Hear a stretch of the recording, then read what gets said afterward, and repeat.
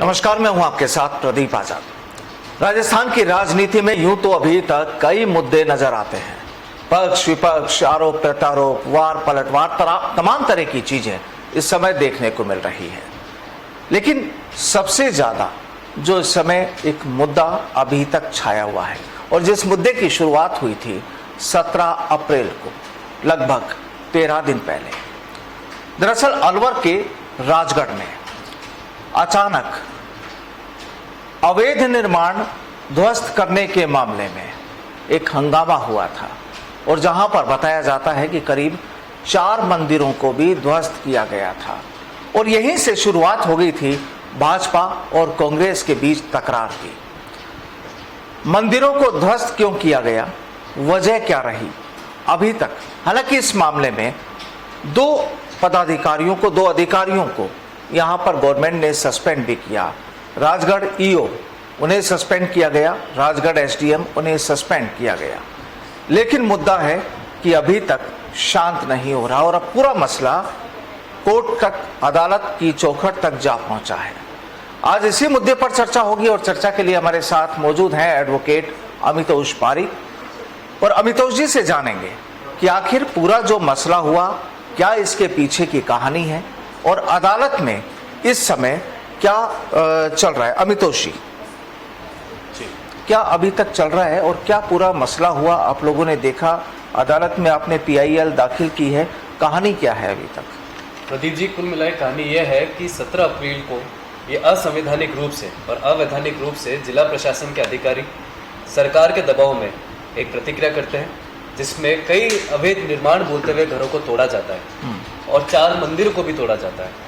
इसको देखते हुए जब हमने पीआईएल दाखिल करी कोर्ट के अंदर, हमने article 19, article 14 and article 25 with article 21 का वायलेशन बताते हुए इसको करा। इसमें एक और मुद्दा ये आता है कि जिनको ये इंक्रोचमेंट करके बोल रहे हैं, साफ तौर से और सत्य ये है कि वो इंक्रोचर्स है ही नहीं। राजगढ़ एक स्टेट टाइम का बसाया हुआ जिला है और स्टेट टाइम के बसाए हुए जिले में आप भी देखेंगे कि 1935 के पट्टे इन्होंने एक जैन धर्मशाला तोड़ी है जिसका 1935 का पट्टा जैन धर्मशाला के पास है। इन्होंने कई घरों को तोड़ दिया है जिनके पास ऑलरेडी उसके पट्टे हैं, सेल डीड है, और ये बोलते तोड़ दिया है कि आप अतिक्रमण कर रहे हैं। तो ये कैसे होगा कि जो मास्टर प्लान 2011 से 31 का बना हुआ है वो 1935 के हुए हुए घरों को, दुकानों को, अदर इस्टेब्लिशमेंट और मंदिर को अतिक्रमण कह देगा। और ये साफ तौर पे सुप्रीम कोर्ट ने और अन्य कई कोर्ट है कि बहुत लंबे समय से रहते आए हैं, वो एडवर्स पोसेशन होने की वजह से उसका स्वामित्व रखते हैं और इसनर है, तो ये इंटरेस्ट तो है ही नहीं। बाद में आप जैसा आपने कहा कि 2 अधिकारियों को निलंबित किया, उन 2 अधिकारियों को निलंबित करने के वो मेरे पास आदेश है जिसमें 25/4 को निलंबित किया और साफ तौर से लिख रही है कि विधि विरुद्ध कार्रवाई करने की वजह से आपको निलंबित करा जाता है। तो ये पहले सरकार तय करे कि एंक्रोचर्स हैं, अगर ये एंक्रोचर्स थे तो ये विधि विरुद्ध कार्रवाई, और अगर ये एंक्रोचर्स नहीं है तो ये विधि विरुद्ध कार्रवाई है। तो क्या लगता है कि जब आप ये कह रहे हैं कि सरकार ने क्लियर ये लिखा उनके सस्पेंशन ऑर्डर में, विधि यानी कानून के खिलाफ आपने कार्रवाई की इसलिए आपको सस्पेंड किया जाता है जी, तो इसका मतलब जो वहां पर तोड़ा गया वो गलत था? बिल्कुल।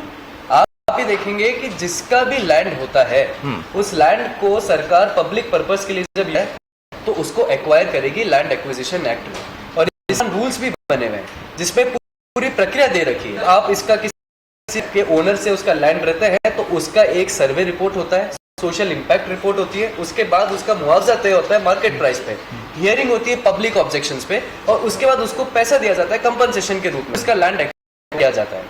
आज मेरे घर आपने तोड़ दिया बिना मेरे एक्वायर के, तो या तो आपने आर्बिट्रेरी पावर का यूज करा है या आप पे दबाव था प्रशासन पे, क्योंकि आज जिसका घर तोड़ा है उसके पास शेल्टर नहीं है, उसका लाइवलीहुड नहीं है, और उसका 301 जो संवैधानिक अधिकार था, राइट टू प्रॉपर्टी, वो वायलेट हो चुका है। तो यहाँ पर जैसा अमितोष जी कहा जा रहा है कि लगभग 85-90 घरों को भी तोड़ा गया, 4 मंदिरों को भी तोड़ा गया, यानी उसमें इलीगल कुछ भी नहीं था।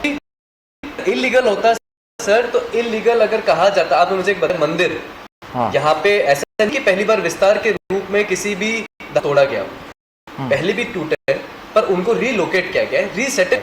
आपने मंदिर के प्रशासन को और मंदिर की अथॉरिटी को कोई नोटिस ही नहीं भेजा, बिना नोटिस भेजे आपने सीधी कार्रवाई कर, नोटिस प्रशासन की ओर से कोई नोटिस नहीं, नोटिस ही नहीं दिया और आपने उनको रीसेट ही नहीं करा।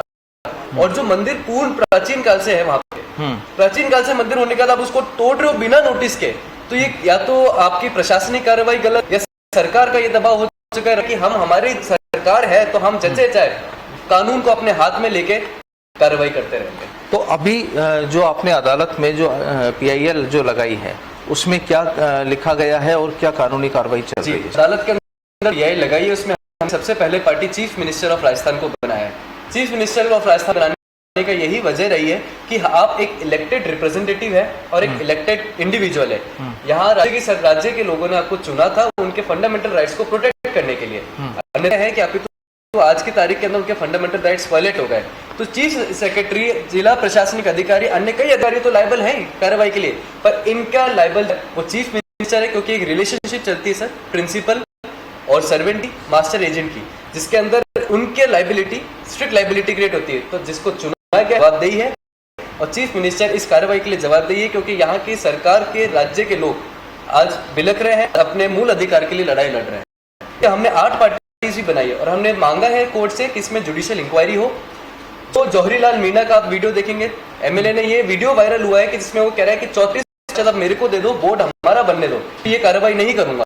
तो ये इस तरीके से ब्राइब हो रही है और लोग कहते हैं। तो हमने जौहरीलाल मीणा को भी इसमें पार्टी बनाया, कलेक्टर को पार्टी बनाया, SDO को और EO को, जिनको दिया सरकार ने, हमने इन सबको पार्टी बनाते हुए अच्छा हमने इसमें PWD प्रिंसिपल सेक्रेटरी को भी पार्टी बनाया। इसके लिए पार्टी बनाया गया क्योंकि वो जो रोड है, स्टेशन रोड, वो PWD की है और PWD का वहां सर्वे ही नहीं हुआ है। तो जो कार्रवाई थी वो PWD को करनी थी, ना कि जिला करनी थी। तो PWD का प्रिंसिपल सेक्रेटरी भी इसमें लायबल है। और आप उसमें जब मास्टर प्लान पढ़े तो मास्टर प्लान के अंदर आप ये देखेंगे कि उन्होंने कहा है कि जो भी सघन आबादी के क्षेत्र है, जहाँ पे डेंसली पॉपुलेटेड क्षेत्र है, उसमें हम लापरवाही बरतेंगे नहीं, बल्कि जो रोड का होराइजन दे रखा है उसको बराबर तौर से कम भी कर सकते हैं और पूर्ण स्वीकृतियां भी ली जाएंगी। वो पूर्ण स्वीकृति इसलिए लिए बोला गया है क्योंकि उसमें कई एंक्रोचर्स नहीं है और कई आपने किसी के ना तो पूर्ण स्वीकृति ली और आपने जब चाह जैसे चाह उनको तोड़। तो इसमें नगरपालिका का कोई रोल नहीं है? जैसा ये कहा जा रहा है कि वहां तो बीजेपी का बोर्ड था और उन लोगों ने मीटिंग करके और इस चीज को काम किया। प्रदीप जी, बहुत आसानी से और बहुत अच्छे दिमाग से इस लोकल गवर्नमेंट ने अपनी दूसरी तरफ शिफ्ट किया गया। ये जो प्रस्ताव की बात हम कर रहे हैं, 2017 में जो प्रस्ताव पारित हुआ था, उस प्रस्ताव के अंदर में 2 चीजें लिखी गई थी कि अतिक्रमण करे हुए को बख्शा नहीं जाएगा और अतिक्रमण जिसका होगा उसको तोड़ा जाएगा। वो कानून रूप से ठीक है। दूसरा उसमें लिखा था कि कई छज्जे बाहर आ चुके हैं, उन छज्जों को भी हटाया जाए। मंदिर पूरे प्रस्ताव में कहीं जिक्र ही नहीं है, मंदिर का जिक्र ही नहीं है, तो आपने मंदिर किया। तो पता है कि अदालत कब तक इस पे सुनवाई, क्या अग्रिम क्या चल रहा है? इस अदालत का तो इस पे मेंशन करके अर्जेंसी लगवाई थी, जो था इसको रखा गया है और हम ये तय कर रहे हैं कि अदालत इसको भी देख रही है, क्योंकि इसके अंदर कई लोगों का 90 घर तोड़े आपने, 90 घरों का आपने आर्टिकल 21 वायलेट कर दिया, राइट टू लाइवलीहुड वायलेट कर दिया। और अभी हाल ही में कल्याण देवी वर्सेस यूनियन ऑफ इंडिया का केस आया सुप्रीम कोर्ट का, जिसमें सुप्रीम कोर्ट ने कहा है कि राइट टू कंपनसेशन ये अधिकार है। तो जो राइट टू प्रॉपर्टी की बात करता है, ये मूल अधिकार तो नहीं है पर ये संवैधानिक अधिकार है, इससे आप किसी को भी वंचित नहीं कर सकते। तो कोर्ट को ये बात नॉलेज में है और हम इस पे बिल्कुल फेयर बेसिस पे इम्पार्शियल से के लिए मुआवजे की मांग कर रहे हैं, जिनके घर और मूल अधिकार आपने हनन कर। तो कुल में कहानी अदालत पर टिकी है कि वो क्या फैसला लेती है। बिल्कुल अदालत इस पे मेरे को लगता है कि बिल्कुल फैसला लेगी। आपने मंदिर तोड़ा है, आपको मंदिर रिलोकेट करना पड़ेगा, आपको रीसेटल करना पड़ेगा, और जिनके घर आपने तोड़े, जिनके आपने छीना है, मुआवजा देना पड़ेगा और वापिस से रिलोकेट करना पड़ेगा। क्योंकि यहाँ पर कानून है, कानून डोमेन नहीं है, कानून तब है जब तक आप गलत कार्रवाई करते हैं। तो कहानी इतनी सी कि कानून से ऊपर कोई भी बड़ा नहीं है, चाहे सरकार हो, चाहे अधिकारी हो, तमाम कोई भी व्यक्ति हो, आम इंसान से खास इंसान तक सब कानून से बंधे हुए हैं। और अब देखना होगा कि राजगढ़ जो अतिक्रमण के नाम जो इमारतें ढहाई गई, मंदिर ढहाए गए, आखिर उसके बाद अब अदालत इस पूरे मसले पर क्या है, क्या ऐलान करती है और आखिरकार किन दोषियों को यहाँ पर दोषी करार दिया जाता है, किन लोगों को, दोषियों को सजा क्या मिलती है। एडवोकेट अमितोष जी, आपका बहुत बहुत शुक्रिया हमारे साथ जुड़ने के लिए। फिर मुलाकात होगी। नमस्कार।